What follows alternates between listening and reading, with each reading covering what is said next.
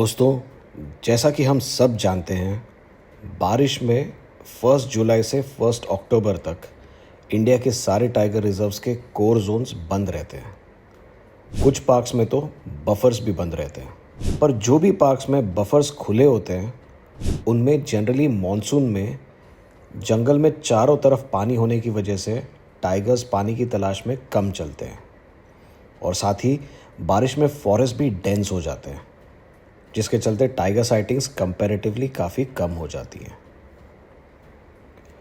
लेकिन Tadoba Andhari tiger reserve की बात ही कुछ और है। यहाँ गर्मी हो या बारिश, धूप हो या छांव, कोर हो या बफर, टाइगर साइटिंग्स कभी नहीं रुकती। इसलिए हमने मॉनसून्स में ताडोबा में ही मैक्सिमम वक्त बिताना सही समझा। ताडोबा का जंगल 4 मेन जोन्स में डिवाइडेड है: नवेगांव, मोहरली, कोलारा और पांगडी। और आपने हमारे पिछले सारे वीडियोस में देखा होगा कि हमने कोलारा और नवेगांव जोन्स को बहुत ही डिटेल में कवर किया है। हमने पांगडी जोन भी विजिट किया है, पर इस जोन में टाइगर साइटिंग्स दूसरे जोन से कंपैरेटिवली काफ़ी कम होती है, क्योंकि ये ताडोबा का हाईली प्रिजर्व्ड हैबिटेट है। लेकिन आज के इस व्लॉग में हम आपको ले चलेंगे ताडोबा के करंट हॉट फेवरेट जोन में, मोहरली बफर में। क्योंकि हमारी ये विजिट सितंबर के पहले हफ्ते की थी, मोहरली कोर जोन बंद था और हमारे पास सिर्फ मोहरली के बफर जोन्स विजिट करने का ऑप्शन था और हमें अडेगांव देवाड़ा गेट की बुकिंग मिल गई। अडेगांव देवाड़ा का एक ही एंट्री गेट है और बिल्कुल इनके सामने रास्ते के उस तरफ है अगरजरी गेट। अडेगांव देवाड़ा एंट्री गेट से हमें जुनोना बफर जोन का भी एक्सेस मिलता है, जो आजकल टाइग्रेसेस, कब्स और मेल टाइगर्स के प्रेजेंस की वजह से एक टाइगर हॉटस्पॉट बन चुका है। ये zone frequent tiger road crossings के लिए भी फेमस है। हमने जितना इस जोन के बारे में सुना था, शायद आज की सफारी में उससे कहीं ज़्यादा पाया। हेलो दोस्तों, मैं हूं अमित और आप देख रहे हैं माय जंगल जंक्शन, आपका अपना वाइल्ड लाइफ एडवेंचर चैनल। हमने हमारी देवाड़ा मॉर्निंग सफारी शार्प 6 बजे स्टार्ट की, पर थोड़े अलग स्टाइल में। आज हमारी मॉर्निंग सफारी है आज अडेगांव से एंड अडेगांव देवाड़ा गेट, जो मोहरली रेंज में आता है। आज की सफारी की स्टार्ट काफ़ी डिफरेंट रही। Instead of going through the main gate, जो मेन गेट के थ्रू जो एंट्रेंस है वो छोड़ के हम यहाँ से पार्क में एंटर करने की कोशिश कर रहे हैं। दिस इज़ द प्लेस जहाँ पे जनरली टाइग्रेस एंड कब्स की क्रॉसिंग होती है। सो हम बाहर की तरफ से फिर अंदर जाने की कोशिश करेंगे। We are trying to see if there is any trace of the tigress और कब्स। तो अजय जी, जनरली कौन सी टाइग्रेस यहाँ से क्रॉस करती है? छोटी मधु क्रॉस करती है और उसके बच्चे, मधु बच्चे, और Shambhu male tiger. Shambhu male tiger भी यहाँ से क्रॉस करते हैं। 1-2 दिन में होता ही रहता है, दोनों तरफ बैठे। शंभू कल नहीं दिखा था, परसों दिखा था, राइट? परसों नहीं, थर्सडे को दिखा था, थर्सडे को दिखा।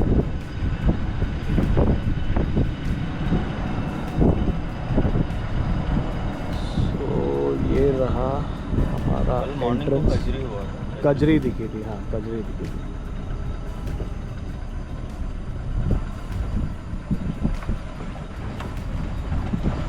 Very different start to the safari, very unique entrance.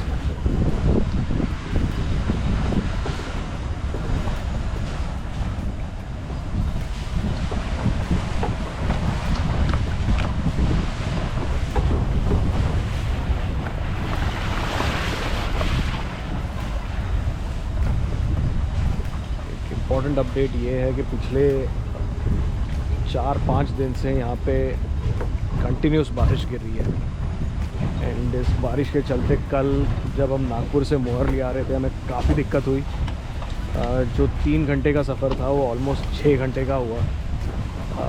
काफ़ी रोड क्लोजर्स थे, पानी पुलों के ऊपर से बह रहा था। So it was quite a difficult drive in fact from Nagpur to Mohali. जैसे मैंने कहा 3 घंटे की ड्राइव को 6 घंटे लगे।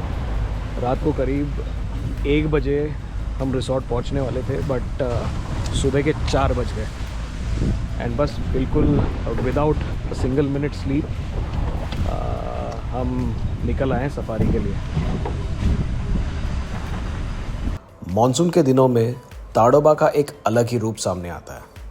हर तरफ ग्रीनरी और भीगी मिट्टी की खुशबू।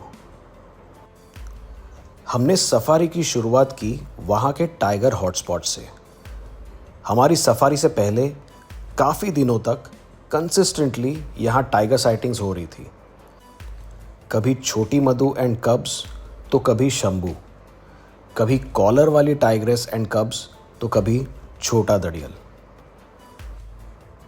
ये सारे टाइगर्स और टाइग्रेसेस और उनका बोल्ड बिहेवियर मोहाली के इस बफर जोन को एक अलग ही पहचान दे रहे थे। जनरली टाइगर्स को अलार्म कॉल्स या पग मार्क से इजीली ट्रैक किया जाता है, पर बारिश में मिट्टी गीली और लूज होने की वजह से टाइगर पग मार्क्स दिखाई नहीं देते और इसीलिए टाइगर्स को ट्रैक करना और भी मुश्किल हो जाता है। बिल्कुल ऐसा ही हो रहा था हमारे साथ भी इस सफारी में। धीरे धीरे हम जुनोना एरिया की तरफ बढ़ रहे थे। जंगल के इस हिस्से में एक अलग ही थ्रिल होता है, क्योंकि यहाँ कई बार अनएक्सपेक्टेड टाइगर साइटिंग्स होती है। ये वही जगह थी जहाँ अक्सर मेल टाइगर शंभू दिखाई देता है, जो यहाँ का सबसे एक्टिव मेल टाइगर है। हम जंगल एक्सप्लोर कर ही रहे थे कि अचानक जंगल के बीच से स्पॉटेड डियर्स की अलार्म कॉल सुनाई दी और तुरंत सारे जिप्सीज की डायरेक्शन बदल गई और हम उन कॉल्स की डायरेक्शन में आगे बढ़ने लगे। जब हम वहाँ पहुँचे तो देखा कि ऑलरेडी कई जिप्सीज लाइंड अप हो चुकी थी। एक के पीछे एक गाड़ियाँ खड़ी थी और सबसे आगे फ्रंट पे थी टाइग्रेस कजरी। एक्साइटमेंट अपने पीक पे था, लेकिन प्रॉब्लम ये थी कि हम काफ़ी पीछे थे। इतनी जिप्सीज एक ही लाइन में खड़ी होने की वजह से हमें कजरी की क्लियर ग्लिम्स नहीं मिल पा रही थी। सफारी का सबसे बड़ा थ्रिल होता है टाइगर को सामने देखना, लेकिन ये तभी पॉसिबल है जब जिप्सीज थोड़ा डिसिप्लिन के साथ मूव करें। ये बहुत ही इंपॉर्टेंट होता है कि जिप्सीज एक दूसरे के साथ कोऑर्डिनेट करें, ताकि हर गाड़ी को अपना चांस मिले और हर टूरिस्ट को टाइगर की साइटिंग का इक्वल मौका मिले। अगर कोऑर्डिनेशन हो तो जंगल एक्सपीरियंसेस सबके लिए मेमोरेबल बन जाते हैं और हर टूरिस्ट के लिए एक यूनिक एक्सपीरियंस बनता है। क्योंकि यहाँ से हम टाइग्रेस को नहीं देख पा रहे थे, हमने दूसरी ओर से जाकर उसके बाहर आने का वेट करने का डिसीजन लिया। हमने काफ़ी देर पेशेंटली वेट किया। हम होपफुल थे कि शायद वो बाहर निकलकर रोड के पास आ जाए, लेकिन कजरी बाहर नहीं आई। ऑलमोस्ट 10 बजने को थे और सफारी का वक्त खत्म हो रहा था। हमारी ये सफारी उन रेयर सफारीज में से एक थी जहां हम टाइगर के इतने करीब थे पर उसे शूट नहीं कर पाए। थोड़ी डिसअपॉइंटमेंट तो हुई, लेकिन क्योंकि हमारी आफ्टरनून सफारी भी इसी जोन में थी, हम कॉन्फिडेंट थे कि हम कजरी को ईजिली ट्रेस कर पाएंगे, क्योंकि अब हमें उसकी एग्जैक्ट लोकेशन पता थी। हम लंच करके फिर से 2:15 बजे गेट के एंट्रेंस पर पहुंच गए और शाम 2:30 बजे हमने हमारी सफारी स्टार्ट करी। और इस बार भी हमने मेन गेट से एंट्री करने के बजाय मोहाली रोड से ड्राइव करके पार्क में एंट्री करने का प्लान किया। सफारी स्टार्ट करते ही हमें एक छोटी सी सरप्राइज साइटिंग मिली, अ क्रेस्टेड ईगल, जो अपनी शार्प आईसाइट और स्ट्रॉन्ग क्लॉज के लिए जाना जाता है। ये जंगल का एक साइलेंट हंटर है। क्रेस्टेड ईगल का प्रेजेंस हमेशा सफारी को स्पेशल बना देता है, क्योंकि प्रेडेटर बर्ड दिखना उतना ही फैसिनेटिंग है जितना टाइगर्स या बिग कैट्स दिखना। इस ब्यूटीफुल साइटिंग के बाद हम आगे बढ़े। इस सफारी की शुरुआत में ही हमें गाइड से पता चला कि कॉलर वाली टाइग्रेस ने 2 घंटे पहले ही जुनोना गेट के पास गाय के बछड़े को मारा था। फ्रेश किल के आसपास टाइग्रेस और उसके कब्स के दिखने के चांसेस काफ़ी हाई होते हैं। ये गुड न्यूज़ थी क्योंकि हमारे पास 2 ऑप्शंस थे। मॉर्निंग में दिखी हुई कजरी टाइग्रेस की डायरेक्शन में जाएं या कॉलर वाली फीमेल टाइग्रेस की डायरेक्शन में चले जाएं। और हमने डिसाइड किया कि पहले कजरी को ट्रैक करते हैं और फिर कॉलर वाली टाइग्रेस के पास चलते हैं। हम उस लोकेशन पर पहुंच गए जहां कजरी हमें मॉर्निंग में दिखी थी। हमने उसे ढूंढना शुरू किया पर उसके कोई ट्रेसेस नहीं मिल पा रहे थे। थोड़े दूर आगे जाकर हमने छोटा दड़ियल के फ्रेश पग मार्क्स देखे। वो यहीं कहीं आसपास था, पर ना तो कोई अलार्म कॉल्स थी ना कोई और साइंस। अनफॉर्चुनेटली उसके पग मार्क्स उस डायरेक्शन में गए थे जहां जिप्सी का जाना पॉसिबल नहीं था। इसलिए हमने कुछ देर वहीं पर रुककर कोई मूवमेंट या अलार्म कॉल्स का इंतज़ार किया। करीब आधा घंटा रुकने के बाद हमने कॉलर वाली टाइग्रेस की खोज में जुनोना गेट की तरफ जाने का डिसीजन लिया। लेकिन वहां पहुंचते ही हमने देखा कि ऑलरेडी 10 से 12 जिप्सीज उसी स्पॉट पर पहले से ही रुकी हुई थी और हर कोई कॉलर वाली का अपने शिकार के पास वापस आने का इंतज़ार कर रहा था। टाइगर का किल सामने होने का मतलब है गारंटीड साइटिंग, पर इसके लिए कितना वक्त लगेगा ये कोई नहीं जानता। तो हमने भी लंबे वेट के लिए अपने आप को मेंटली प्रिपेयर कर लिया। आसपास के गाइड्स और ड्राइवर्स की डिस्कशन से पता चला कि कॉलर वाली ने ये किल कैटल के केयर टेकर के सामने किया था, पर जब केयर टेकर ने रिटेलिएट किया वो अपना किल वहीं छोड़कर जंगल में भाग गई। कॉलर वाली एक माँ भी है। उसके 3 कब्स हैं जो करीब 1 साल के हैं, लेकिन जब उसने ये शिकार किया था तब वो अकेली थी। उसके कब्स कहीं और थे। इसलिए हम ये एक्सपेक्ट कर रहे थे कि जब वो किल पर वापस लौटेगी तब शायद अपने बच्चों के साथ ही लौटेगी। हम पेशेंटली उस मोमेंट का वेट करते रहे। वेट करते करते ऑलमोस्ट 2 घंटे बीत चुके थे, पर कॉलर वाली के कोई साइंस नज़र नहीं आ रहे थे। काफ़ी सारी जिप्सीज वेट करके बाकी जंगल एक्सप्लोर करने के लिए निकल चुकी थी, पर एक्सपीरियंस से हमें पता था कि टाइग्रेस जो 3 बढ़ते बच्चों की माँ है वो ज़्यादा देर तक अपने किल से दूर नहीं रह सकती। उसे अपने आप के साथ साथ अपने बच्चों का पेट भी भरना होता है। इसीलिए हमने कुछ देर और रुकना ही सही समझा। और तब दूर ग्रास कवर में हमें कुछ मूवमेंट दिखाई दी। कॉलर वाली टाइग्रेस एंड कब्स।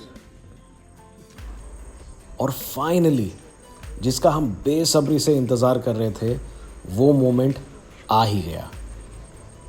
कॉलर वाली ग्रास कवर के बाहर आकर बहुत ही केयरफुली अपने शिकार की ओर देखने लगी और फिर कुछ ही देर में जिप्सी ट्रेल पर आ गई। और कुछ ही पलों में उसके 2 कब्स भी उसके साथ रास्ते पर आ गए। फिर वो तीनों धीरे धीरे शिकार की तरफ बढ़े और कॉलर वाली उस शिकार को जिप्सी ट्रेल के ऊपर से ड्रैग करते हुए जंगल की ओर लेके जाने लगी। रास्ते की दूसरी तरफ जाते ही वो कुछ देर रुकी और फिर अपने शिकार को सबकी नज़रों से दूर डीप जंगल में लेकर जाने लगी। उसका अपने कब्स के साथ वहां आना, किल उठाकर डीप जंगल में चले जाना, ये सब इतने जल्दी हुआ कि हमें उस फैमिली को ठीक से शूट करने का मौका भी नहीं मिला। लेकिन जो भी हम कैप्चर कर पाए हम उससे सैटिस्फाइड थे। ये बहुत ही थ्रिलिंग और एडवेंचरस एक्सपीरियंस था और ये वही मोमेंट्स होते हैं जो सफारी को ट्रूली अनफॉरगेटेबल बना देते हैं। हम कुछ देर तक उसकी मूवमेंट ऑब्जर्व करते रहे वो डीप जंगल में शिकार को ड्रैग करते हुए अपने बच्चों के साथ अंदर चली गई। कुछ टूरिस्ट जो इम्पेशेंट होकर चले गए थे, जब वो वापस उसी स्पॉट पर आए तो उन्हें बिलीव ही नहीं हो रहा था कि उन्होंने ये स्पेशल मोमेंट्स मिस कर दिए। ये हम सब के लिए एक बहुत बड़ी सीख है। जंगल में ग्रेट टाइगर साइटिंग के लिए पेशेंस सबसे बड़ा फैक्टर होता है। कॉलर वाली और उसके कब्स की ये साइटिंग कुछ हद तक एक्सपेक्टेड थी, क्योंकि हमें उसकी शिकार की लोकेशन का पता चल गया था। पर आगे जो हमें दिखा, that was completely unexpected and it took us by surprise. हमारी आफ्टरनून सफारी ख़त्म होने में सिर्फ 1 घंटा बचा था और तब हमने डिसाइड किया कि शंभू की टेरिटरी को फिर से एक बार स्कैन करते हुए हम एग्जिट गेट की तरफ मूव करते हैं। जब हम उस रूट पर गए तो देखा कि 2-3 जिप्सीज एक ही डायरेक्शन में रुकी हुई थी। अब सफारी में जब भी आपको कुछ जिप्सीज एक साथ रुकी हुई दिखती हैं तो हमें समझ जाना चाहिए कि कुछ तो एक्शन ज़रूर हो रहा है। एक्साइटमेंट इंस्टेंटली डबल हो गई, क्योंकि उन जिप्सीज के बिल्कुल आगे हमें कुछ टाइगर मूवमेंट दिखाई दी और कुछ ही देर में एक टाइग्रेस सामने से आती हुई दिखी और उसके साथ एक छोटा कब देखकर हमें यकीन हो गया कि वो एक फीमेल ही है। उसके थोड़ा करीब आते ही हमारे गाइड ने हमें बताया कि वो इस जोन की सबसे फेमस टाइग्रेस छोटी मधु है। उसकी आंखों में एक डर, एक अनईजीनेस सा दिखाई दे रहा था। गाइड से पूछने पर पता चला कि कुछ दिनों पहले इसी जोन से उसका 3 में से 1 कब खो चुका था। वो कहाँ गायब हुआ, किसी को कोई खबर नहीं थी। अपना बच्चा खोने का दर्द शायद उसके चेहरे पर साफ नजर आ रहा था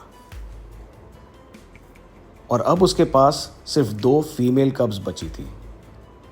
थोड़ी देर में वो हमारी ओर बढ़ने लगी और उसकी एक कब उसके पीछे पीछे चलने लगी, लेकिन दूसरी फीमेल कब कहीं नजर नहीं आ रही थी। कुछ दूर चलकर छोटी मधु रुक गई और सडनली ग्राउल करने लगी। हमें समझ आया कि वो अपनी दूसरी फीमेल कब को अपने पास बुला रही थी। उसने लगातार करीब 10 से 12 बार अपनी कब को आवाज दी।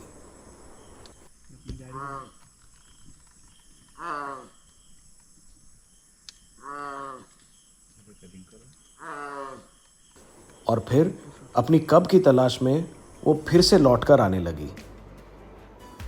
कुछ ही पलों में उसकी दूसरी कब भी वहां पर आ गई और बिल्कुल हमारी जिप्सी को छूकर अपनी मां के पास चली गई। लोकल गाइड्स एंड ड्राइवर्स कह रहे थे कि 2 कब्स अपने पास होने के बावजूद भी अपने खोए हुए कब की तलाश में वो ग्राउल करती रहती है। एक मां का दर्द और उसकी बेचैनी जंगल के हर कोने में सुनाई दे रही थी। और फिर वो अपनी दोनों कब्स को साथ लेकर हमारी जिप्सी के आगे चलने लगी और देखते देखते वो तीनों डीप जंगल में चले गए। ये पूरा सीन सिर्फ एक टाइग्रेस की वॉक का नहीं था। ये एक माँ के इंस्टिंक्ट्स, उसकी प्रोटेक्टिवनेस और उसके दुख की कहानी थी। जंगल के अंदर हर एक स्टोरी सिर्फ सर्वाइवल ऑफ द फिटेस्ट की नहीं होती, बल्कि इमोशंस और बॉन्ड्स की भी होती है। दोस्तों, आज की सफारी एक ब्रिलियंट एग्जाम्पल थी कि ये जोन कितना एक्साइटिंग और अनप्रेडिक्टेबल है। आज हमने जंगल में एक्सपेक्टेड भी देखा और अनएक्सपेक्टेड भी। अभी भी हमने यहाँ के कुछ बड़े और फेमस टाइगर्स जैसे Chhota Dadiyal, Shambhu, Y mark male, W mark female को देखना बाकी है। और इसी नोट पर हम इस ब्लॉग को यहीं एंड करते हैं, लेकिन एक प्रॉमिस के साथ कि हम बहुत जल्दी वापस आएंगे और आपके साथ शेयर करेंगे और भी इंटरेस्टिंग और thrilling wild stories from this particular zone. तब तक के लिए जंगल की कहानियों से जुड़े रहिए और माय जंगल जंक्शन के साथ एक्सप्लोर करते रहिए वाइल्ड लाइफ की ये मैजिकल दुनिया। और हाँ, अगर आपको ये व्लॉग पसंद आया हो तो प्लीज़ इसे लाइक और शेयर करें। और वाइल्ड लाइफ से जुड़ी इंटरेस्टिंग स्टोरीज़ के लिए सब्सक्राइब करें टू माय जंगल जंक्शन, आपका अपना वाइल्ड लाइफ एडवेंचर चैनल।